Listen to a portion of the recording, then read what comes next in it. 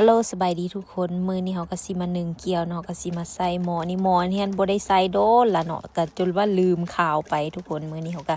ได้เกี๊ยวอันนี้นะมาจาก Costco บอกเลยว่าแซ่บๆเนาะผู้ใดเคยกินได้ร้านอันนี้อันมักซื้อมากินตลอดไป Costco เนี่ยใดต้องได้ซื้อหั้นนะทุกคนหลังจากนั้นเฮาก็สิทำการนึ่งเนาะก็บ่ฮู้ว่าจินึ่งสุกอยู่บ่นี่นะเพราะว่าอันบ่ได้ใส่โดนแล้วนะลืมว่ามันเฮ็ดจังใดหั้นนะทำการนึ่งไปหั่นก็โดนเติบทุกคนบ่สุกจักเทื่อแล้วมาเบิ่งแล้วโอ้เฮ็ดผิดก็เลยว่ามาเฮ็ดใหม่เนาะแล้วในที่สุดเนาะ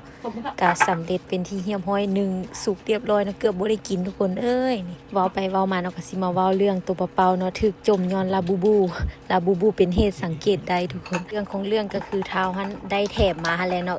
แรกๆหันกบก็บ่ได้ฮู้อันเลิกเวียกมาก็เลยมาเห็นลาบูตั้งอยู่หัวบ่อนนอนนะเท้าก็อันเอามาตั้งไว้หัวบ่อนนอนแหละเนาะ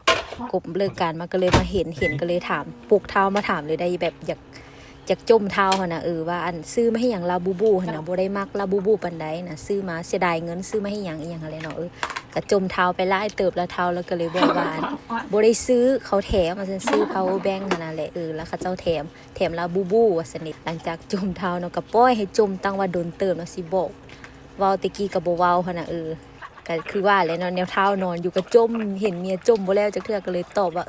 ของแถมบ่ได้ซื้อให้ดอกอีหยังหั่นแหละเว้าไปเว้ามาก็เป็นตาหัวเนาะเท้าก็ถูกจมย้อนลาบูเป็นเหตุสังเกตได้